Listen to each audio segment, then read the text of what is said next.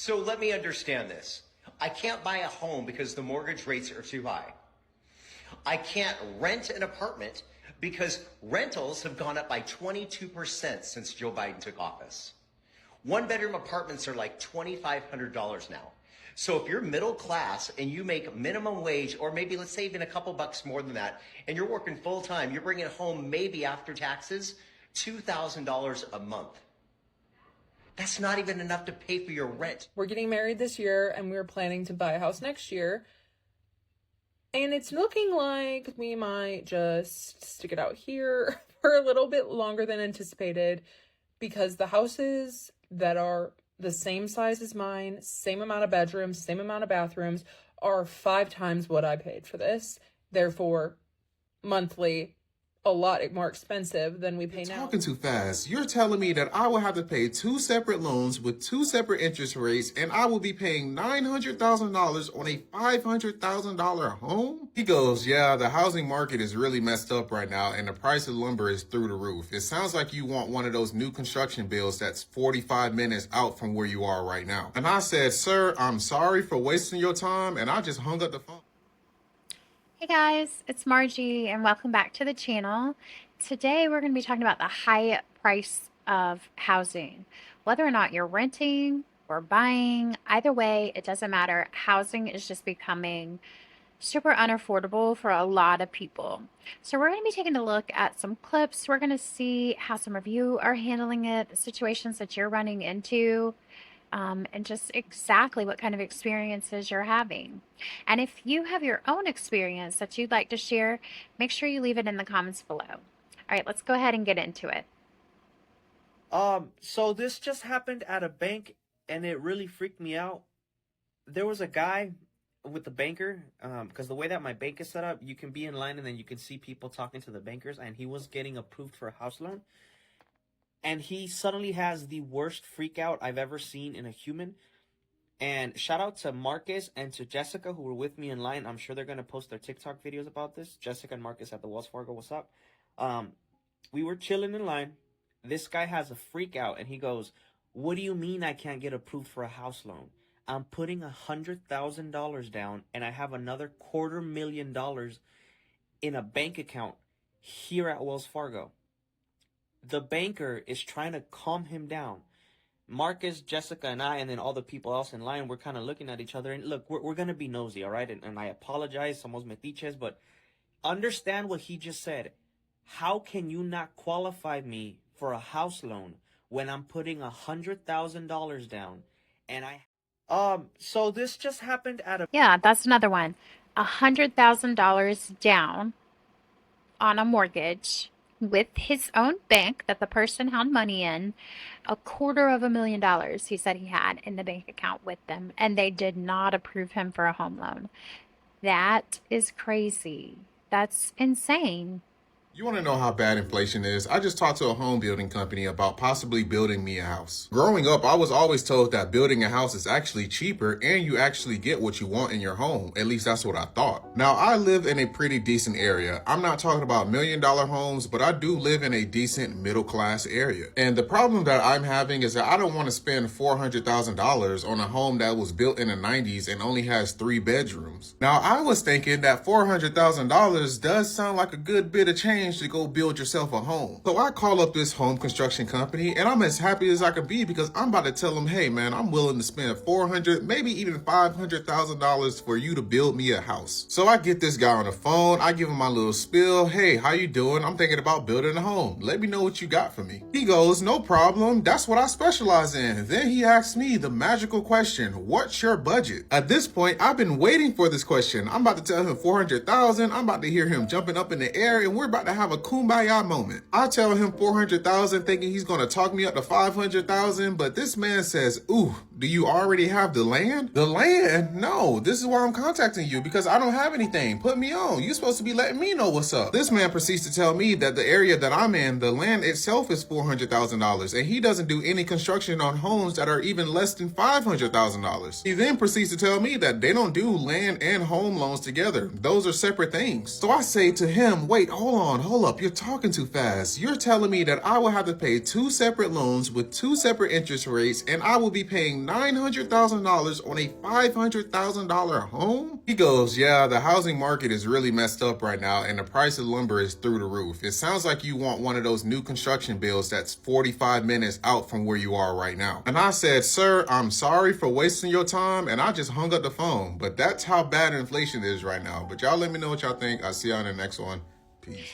Now, let's talk about this building a house. I would agree with him. If I had $400,000 to put down on a house, and I would think that that is sufficient, almost enough, to have the house paid in full. And just like he said, designed the way that you wanted, because that's what we were taught, right? That's what people told us. That's what our parents told us. That's what everybody told us. And we believed them. And with that said, when he told his story, and then the land was $400,000. Nope, nope, nope. Nobody's paying $1 million to build a house. No, you need to look somewhere else. I don't care. I don't care. I do not care. Because after all of that, say you pay all of that, then you're paying taxes on all of that. So he's right. Paying two different mortgage. Sorry, I was fiddling there. But paying two different mortgage rates for one house in the land, two separate payments, because they don't combine them together, and that for the builder to say he doesn't build houses less than $500,000 is insane. The amount of entitlement right there, I would never want to work with that builder ever. And if it's a popular builder in that area, you know, we all have them. They're, you know, the names. They're the one of two builders in your area probably. Entitled for him to say that. That's insane. That's insane. Yeah. I don't even know what to say about that, because I too would be under the assumption that $400,000 saved up is plenty of money. The average home price in America just went up to $415,000. At a 20% down payment, that would mean you would have to save up $100,000 plus with closing fees and a 6-month emergency fund for a 20% down payment. The problem is that the average American makes between $50,000 to $70,000 a year, and it would take them, without spending any money on car notes, paying off a car loan, paying off student loans, 20 years to save up $100,000. That's about $2,700 you put away every single month for 20 years to save up $100,000. Now, the problem is home prices double every 20 years. So basically, nobody can qualify for these homes. Yeah, so I just looked it up, and the statistics are not out yet for the month of June. There's a delay in it, but the average medium household income is about $85,000. Now that's the household. So that's 2 people, 3 people, 4 people, however many earners are in that house. That's the average. Now for the average individual, so this is going to be per person. So this could be single families, this could be college students, this could be older widows, retirees.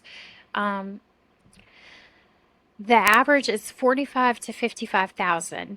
Now, think about that. That's the average, which means $45,000. 50% of people are making below $45,000 in America. 50% are making above that. But 50%, half of the population is making $45,000 a year. If that, or less than that. So if that's what they're making, they're not going to be able to afford these rates. So I need to know who is buying these $300,000, $400,000, $500,000 homes that are being built everywhere in the U.S. These 2-story homes in all the neighborhoods. Is that millennials? Is that Gen Z or boomers getting homes late in life? Who's buying these homes? So let me understand this. I can't buy a home because the mortgage rates are too high. I can't rent an apartment because rentals have gone up by 22% since Joe Biden took office. 1-bedroom apartments are like $2,500 now. So if you're middle class and you make minimum wage, or maybe let's say even a couple bucks more than that, and you're working full time, you're bringing home maybe after taxes $2,000 a month. That's not even enough to pay for your rent, let alone your car payment, or if you're trying to pay your car off, your insurance, to feed yourself, to get your health care, to what, you're never going to take a vacation again under these circumstances. Wake up. Is it going to take a stutter, a loss of memory, calling someone the wrong name, or just your pocketbook to get y'all to wake the fuck up? I don't know if you're allowed to share your monthly mortgage payment on TikTok, but I'm going to for a second, okay? So my fiance and I went and looked at a house that is much more expensive than the house I bought. I bought this house in 2020 when we weren't together. I was single, just me and my son. I bought this house in 2020 after we moved out of my parents' house, and monthly my mortgage is $154.47. Yeah. Now I don't escrow. When I factor in all of that, divvy it up monthly, I probably pay about $500 to $600 a month. Still crazy affordable in this economy. Okay, we wanted to buy a house together, obviously. We didn't even want to live here together at all, but due to an entirely unrelated story that we don't have time for, he had to move in last year. We've been planning, we're getting married this year, and we're planning to buy a house next year. And it's looking like we might just stick it out here for a little bit longer than anticipated, because the houses that are the same size as mine, same amount of bedrooms, same amount of bathrooms, are 5 times what I paid for this. Therefore, monthly, a lot more expensive than we pay now, which we could afford, but it's just so hard to justify paying that much more a month when the house isn't, we're not even gaining that much more space. We're not gaining all the things we want. And we're really not in a rush to move out of this house. We could make it work here. It's not like the end of the world. I'm super blessed to have bought a house that, before the market got super crazy. Interest, I think it's like 3%, 2 point something percent. Yeah. So how do I give all that up? How do I give all that up for a house that simply has a basement? And I don't have a basement that has a basement. That would be nice, but like paying 5 times as much a month every, month, nice? Not really. So now that we've decided to probably stay here longer than we thought, we're going to redo the floors. So I guess that's exciting. Guys, she's right. She cannot afford to get a new house for them together. Her interest rates right now at 2.5–3% is phenomenal. Right now, the market's at like 6 to 6.5%, which is thousands of dollars more that she would be paying if she were to switch just so that they had their own home. So they're just going to have to stay where they are. I mean, they don't have to. They don't have to stay where they are. But if they're making good financial decisions, staying where they're at is the best financial decision.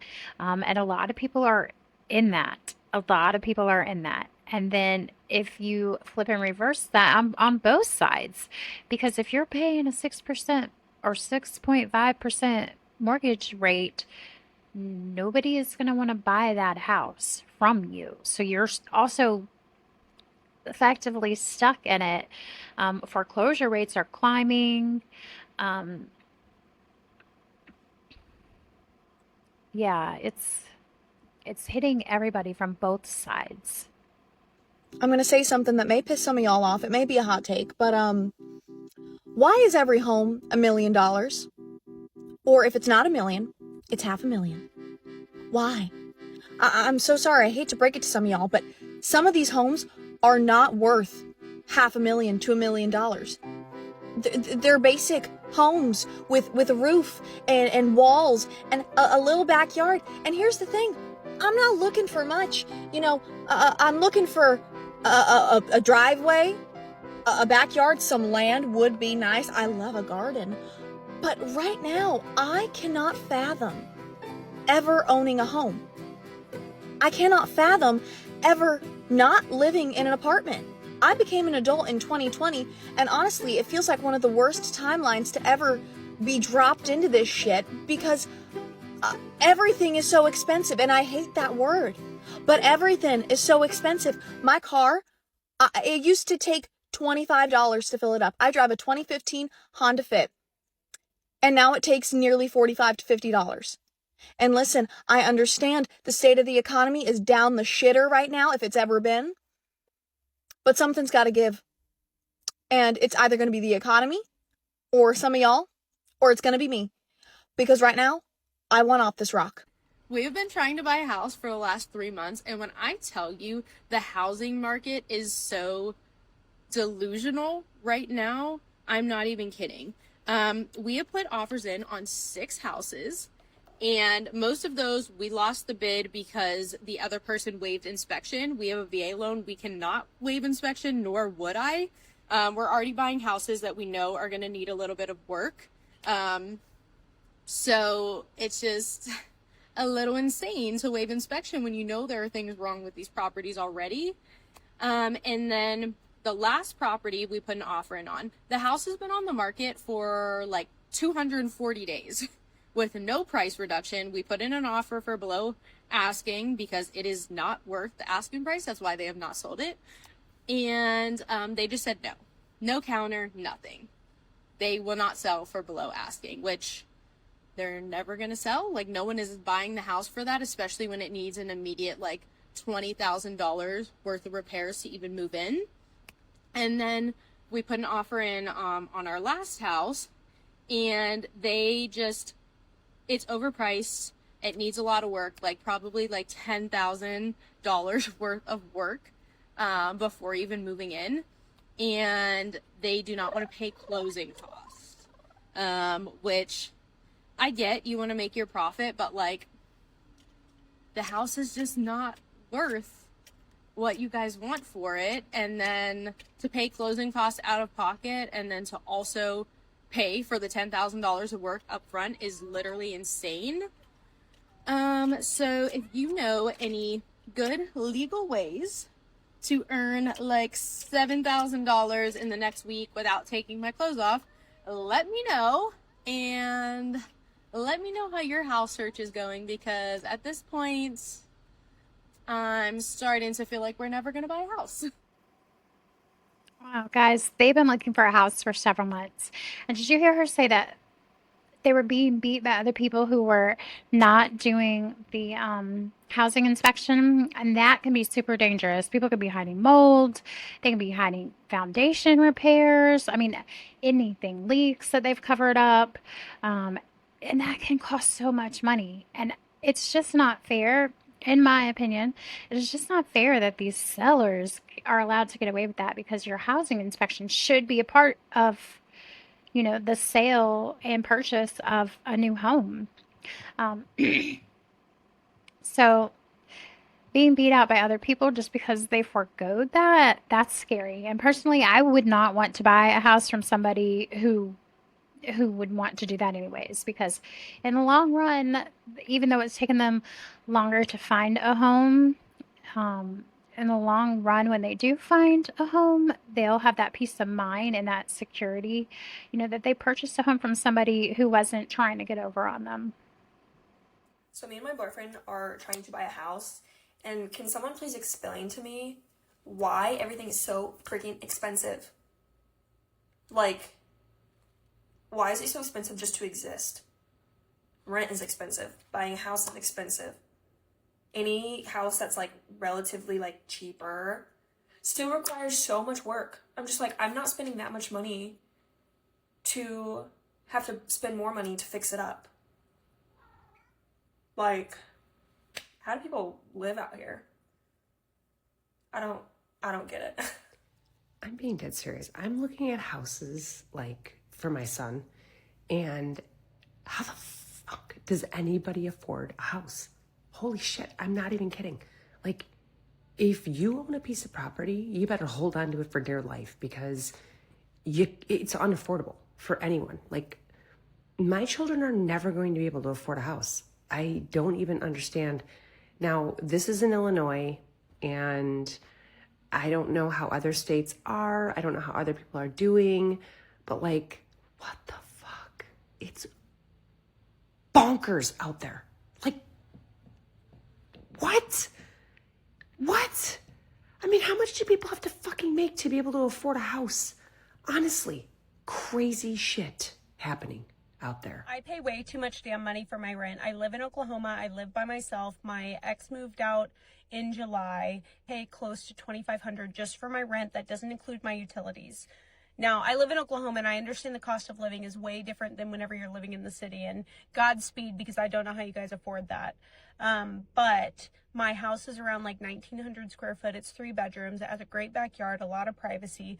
I love my house, and I even considered at one point that I was going to buy this house because I loved it so much. But now we're in the situation of how can we save money so that we can then afford to buy a house? Okay, so we're trying to be practical.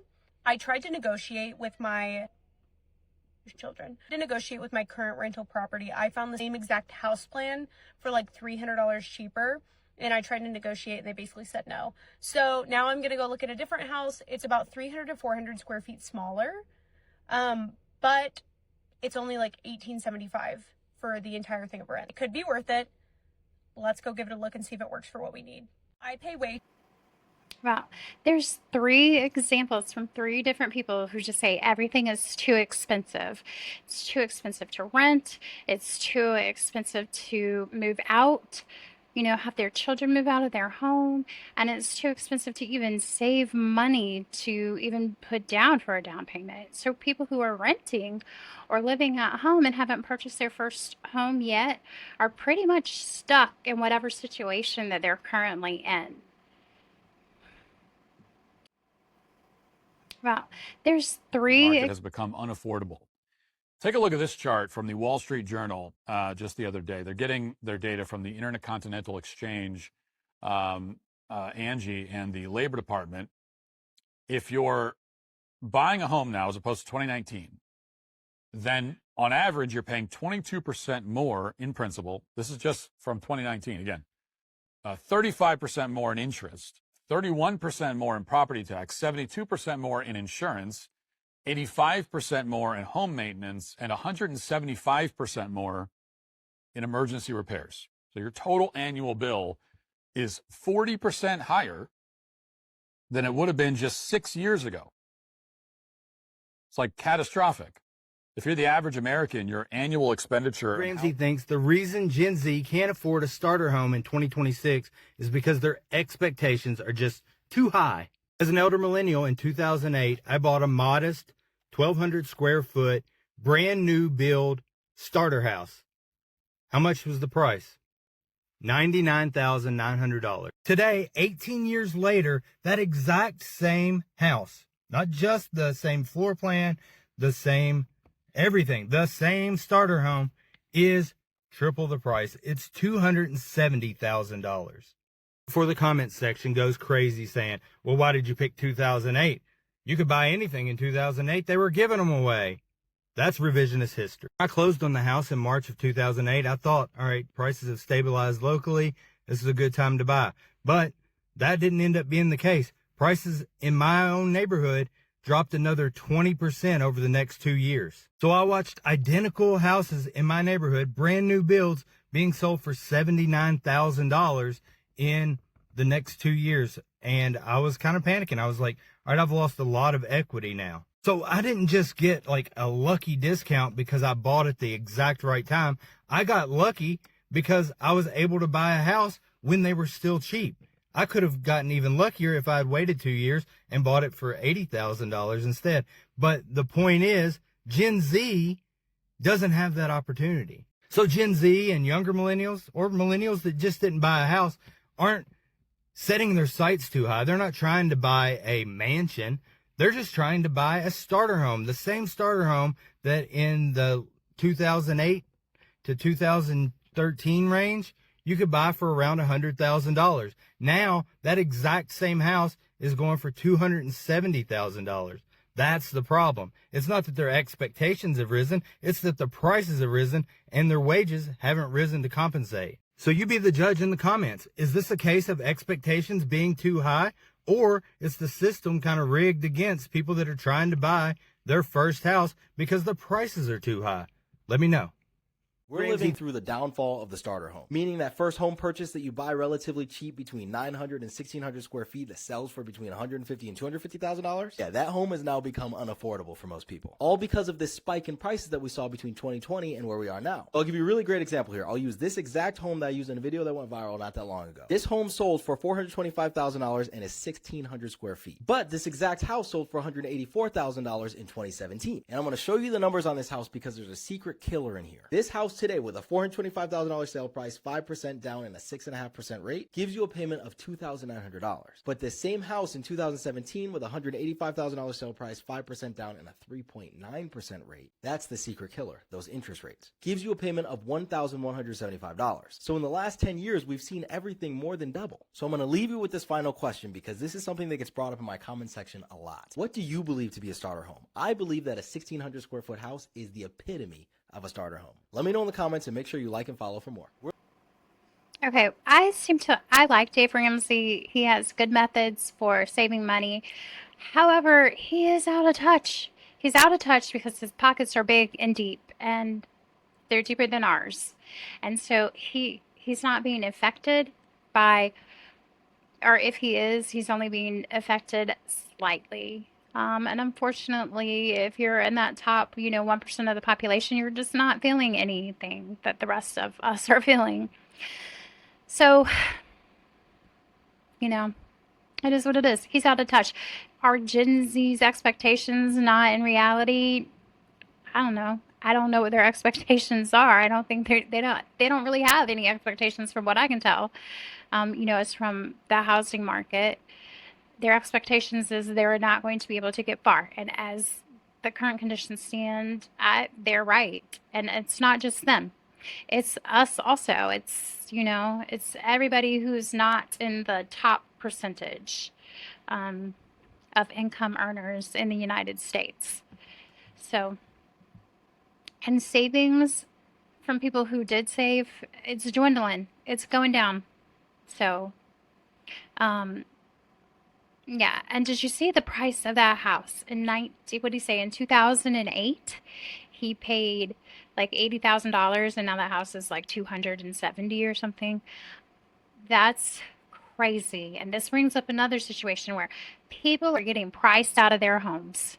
No matter if you've owned the home, the values have gone up so much that all these counties are raising the taxes, and your elderly people, your grandparents, your moms and dads, even some of you who purchased homes a few years ago, you're getting priced out of your house and it's going into foreclosure because you can't afford a $10,000 tax bill every year. That's not in your budget, especially for the elderly people who are on like Social Security and they're making, $700-800 a month, and they thought they'd be okay, right? Because their house is paid for, which is fine. They got it however many years ago and they inherited it, But now they can't afford those taxes. And so then what happens? The county takes it over, sells it. Then they have an overage most of the time in their tax sales, and they don't even tell the people. They're corrupt and they keep the money. That's a different story. So I digress. But yeah, it's just hitting everybody from every angle. All right, guys. Well, that's all I have for today. I hope you enjoyed the clips.